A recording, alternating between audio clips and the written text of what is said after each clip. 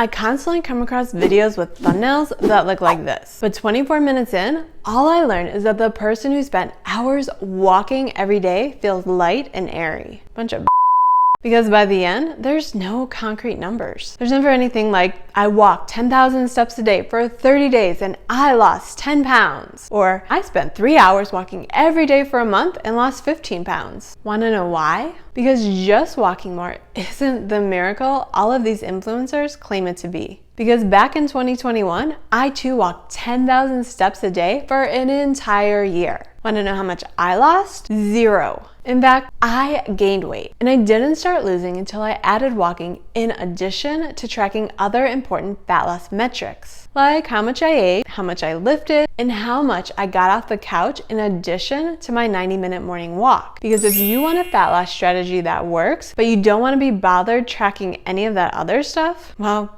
good luck. But if your fat loss plan is already dialed in since you finally decided to use the same tracker I used to drop 50 pounds like it ain't no thing, walking up to 10,000 steps per day is a great way to supplement your progress. Unfortunately for most people, this isn't the best way to boost fat loss, mostly because a fat loss plan that works comes down to calories in versus calories out. And for most people, calories out with 30 minutes of this only burns around 100 calories. Well, there goes your deficit. But it's not all bad news, because if you're near 0 steps a day because you just can't quit that Mama June marathon, by all means, 30 minutes of this will do wonders for your weight loss plan. Because while 30 minutes of this only slightly boosts calorie output, it can also reduce hunger, making the calories inside easier to stick to. Plus, everyone's got to start somewhere. And vowing to go from nearly 0 steps a day straight to 10,000 steps is a disaster in the making. So if you're just starting out, do what you can to increase movement throughout the day. But if you're already in the swing of things and maybe you're even walking the dog 60 minutes a day, but you're not getting the progress you hoped for, that's when it's time to level up your walking routine. I learned this after spending a few days walking at speed 3, level 6 incline for an hour on my treadmill. Glancing at my Apple Watch, I noticed that I burned 427 calories. And while the watch isn't as accurate as I'd like, I could tell I burned more than when I casually walked the dog because of the sweat that I continually wiped from my brow.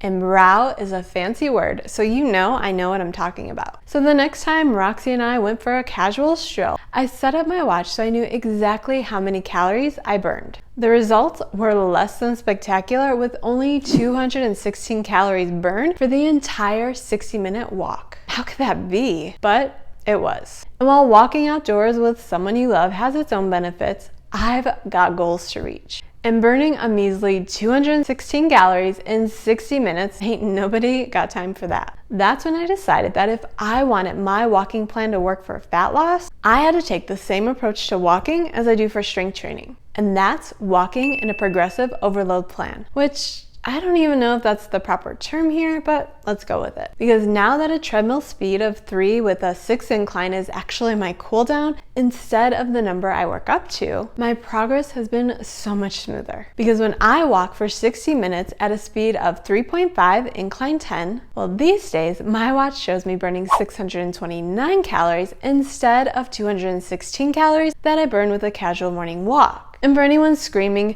your fancy watch isn't accurate, I know, we already established that. But also, I know this sweat line has gotta mean something. And the fact that this pooch that wouldn't budge for months is finally shrinking, that's also proof that continuing to push my walks a little faster or at more of an incline each week is boosting all of the other metrics that I track for steady fat loss. And don't worry about Roxy, because she still gets plenty of chances to bark her head off at every other dog in the neighborhood. Especially since if you want a fat loss plan that continues working long term, it's important to increase your activity beyond a quick daily cardio session. And if you're not even sure where to start with a plan that actually works, I step up to the mic, gonna make it swing. Feel the rhythm in your bones, let the music sing.